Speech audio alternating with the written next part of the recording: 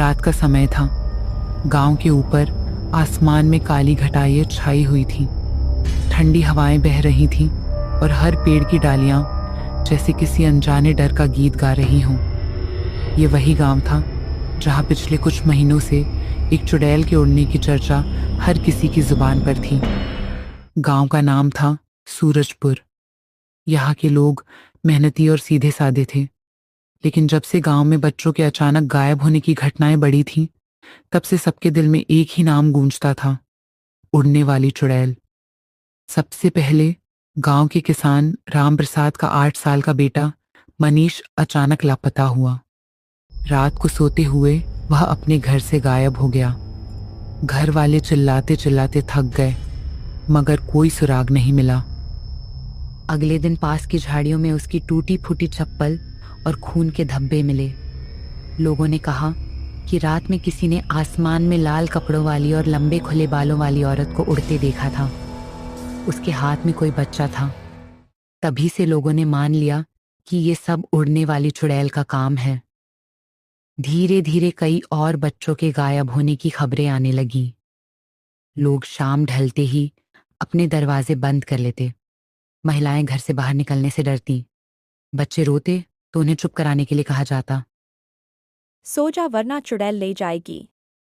गांव के बूढ़े बताते थे, ये चुड़ैल कोई आम आत्मा नहीं, बल्कि रत्नाबाई की आत्मा है। रत्नाबाई इस गांव की औरत थी जिसे तांत्रिक विद्या आती थी। गांव वालों ने उस पर जादू टोना का इल्जाम लगाकर उसे जिंदा जला दिया था। मरते वक्त उसने कसम खाई थी, मैं लौटकर आऊंगी और तुम्हारे बच्चों को अपना भोग बनाऊंगी। गांव में एक नौजवान था, वीरेंद्र, जिसे वीर बोलते थे।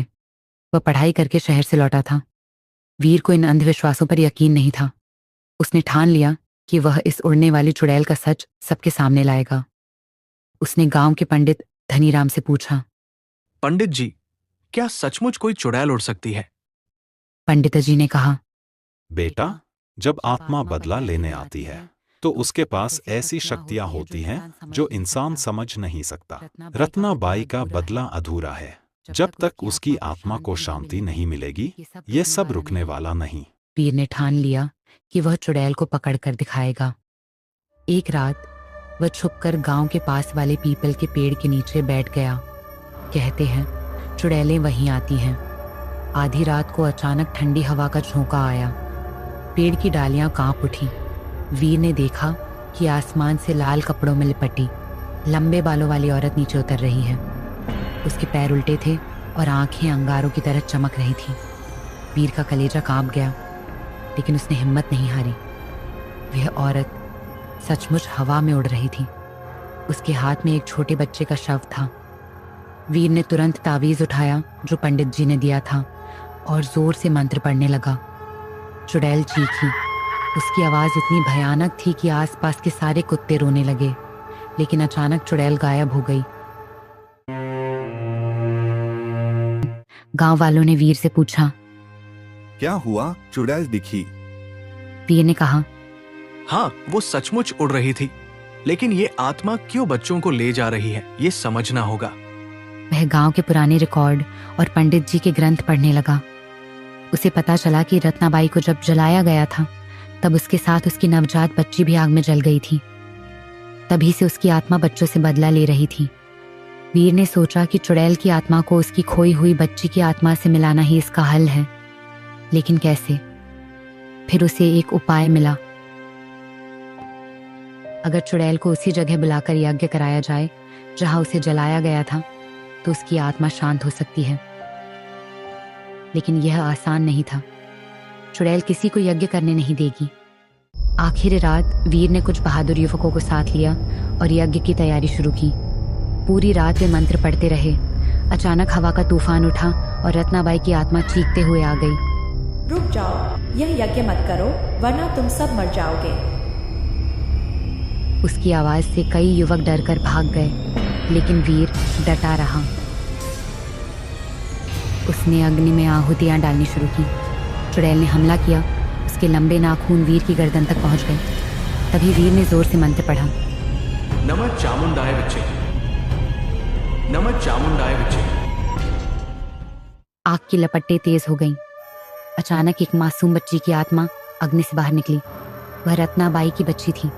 वह आत्मा अपनी माँ की ओर बढ़ी और बोली, माँ, अब आओ मेरे साथ। रत्नाबाई की आंखों से खून के आंसू बह निकले। उसकी डरावनी शक्ल धीरे धीरे शांत हो गई। उसने वीर को देखा और बोली, तुमने मेरी आत्मा को मुक्ति दी, अब ये गांव सुरक्षित है। और देखते ही देखते वह और उसकी बच्ची की आत्मा अग्नि में समा गई। अंत गांव पर से चुड़ैल का साया हट गया। लोग चैन से जीने लगे। वीर की बहादुरी की कहानियां पूरे इलाके में फैल गईं। लेकिन आज भी जब कोई नई माँ अपने बच्चे को गोद में लेकर पीपल के पेड़ के पास से गुजरती है तो उसे कानों में धीमी सी आवाज सुनाई देती है, अपने बच्चों को संभाल कर रखना, वरना चुड़ैल फिर लौट आएगी। रत्नाबाई की आत्मा को शांति मिल चुकी थी। गांव में फिर से खुशहाली लौट आई थी। लोग चैन से जीने लगे थे। पर वीर को लगता था कि मामला यहीं खत्म नहीं हुआ, क्योंकि जब चुड़ैल अग्नि में समा रही थी तब उसकी आंखों में एक अजीब सा डर और चेतावनी छुपी थी। ये अंत नहीं, शुरुआत है। कुछ महीनों बाद गांव के ही एक युवक राजू की अचानक मौत हो गई। वह आधी रात को खेतों में काम करने गया था और सुबह उसकी लाश मिली। शरीर पर कोई घाव नहीं था, लेकिन उसकी आंखें बाहर निकली हुई थीं, मानो उसने कुछ भयानक देखा हो। लोगों ने फिर से फुसफुसाना शुरू कर दिया, क्या चुड़ैल लौट आई? वीर ने मामला खुद देखा। उसे अजीब बात यह लगी कि राजू के शरीर पर राख जैसी काली परत जमी हुई थी, मानो किसी ने उसे आग में झोंक कर फिर बाहर निकाल दिया हो।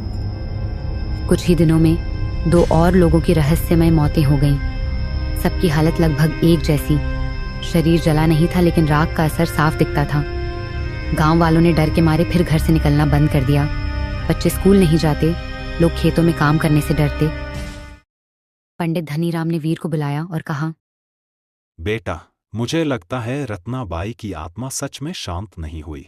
वह किसी और शक्ति के अधीन थी। क्या मतलब? पंडित बोले, रत्नाबाई भले ही मरी थी, लेकिन उसने मरने से पहले एक अघोरी से समझौता किया था। वही अघोरी उसकी आत्मा को नियंत्रित करता था। जब हमने उसका अंत किया तो वह शक्ति असंतुलित हो गई। वह अघोरी खुद गांव पर अपना कब्जा करना चाहता है। वीर ने छानबीन की।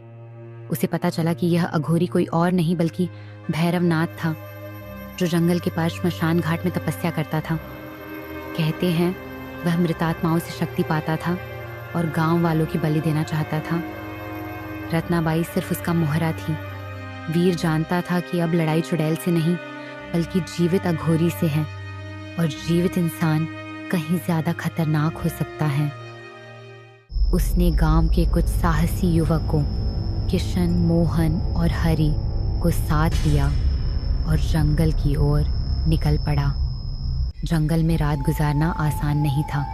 अंधेरे में जानवरों की आंखें चमकती, कभी सियारों की हाहाकार, कभी उल्लुओं की डरावनी आवाज़ें।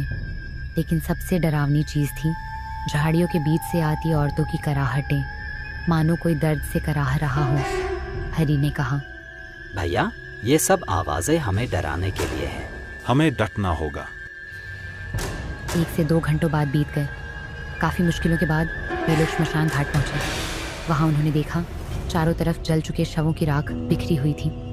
बीच में एक बड़ा हवन कुंड जल रहा था और वहां भैरवनाथ अघोरी बैठा था। उसकी आंखें लाल थीं, बाल बिखरे और शरीर पर सिर्फ हड्डियों की माला। भैरवनाथ हंसकर बोला, आ गए मेरे शिकार। जिस गांव ने मेरी रत्ना को जिंदा जलाया, अब उसका हर इंसान मेरे यज्ञ का हिस्सा बनेगा। वीर ने कहा, रत्ना की आत्मा को मुक्ति मिल चुकी है। अब तुम उसका नाम लेकर औरों को मत डराओ। मुक्ति? मूर्ख! उसकी आत्मा अब भी मेरी मुट्ठी में है। मैंने उसे बांध रखा है, तभी तो तुम सबको अब भी उसका साया दिखता है। अचानक हवन कुंड से धुआं उठा और उसमें रत्नाबाई की वही उड़ने वाली परछाई दिखाई दी। वह रो रही थी। वीर, मेरी आत्मा अब भी कैद है, मुझे मुक्त करो। वीर समझ गया रत्ना को सचमुच मुक्ति नहीं मिली थी। भैरवनाथ ने मंत्र पढ़ना शुरू किया। हवन कुंड से काली हवाएं निकली, झाड़ियों से कंकाल उठने लगे और वीर वो उसके साथियों पर टूट पड़े। लड़ाई शुरू हो गई। वीर ने तावीज और मंत्रों का सहारा लिया। किशन और मोहन डटे रहे, लेकिन हरि घायल हो गया। रत्ना की आत्मा हवा में उड़ रही थी और जोर जोर से चिल्ला रही थी। वीर ने याद किया कि पंडित जी ने कहा था, अघोरी की शक्ति उसकी हड्डियों की माला में बंधी होती है। वह सीधा भैरवनाथ की ओर लपका, लेकिन रास्ते में कंकालों ने रोक लिया। मोहन और किशन ने अपनी जान पर खेलकर वीर का रास्ता साफ किया। वीर ने तलवार उठाई और भैरवनाथ की माला पर वार कर दिया। निर्णायक पल जैसे ही माला टूटी, भैरवनाथ दर्द से चीख पड़ा। उसकी आंखों से खून बहने लगा। उसी वक्त रत्ना की आत्मा मुक्त होकर आसमान में उठी। उसने वीर को देखा और कहा, अब सचमुच मैं मुक्त हूँ, तुम्हारा गांव सुरक्षित है। भैरवनाथ राख में बदल गया।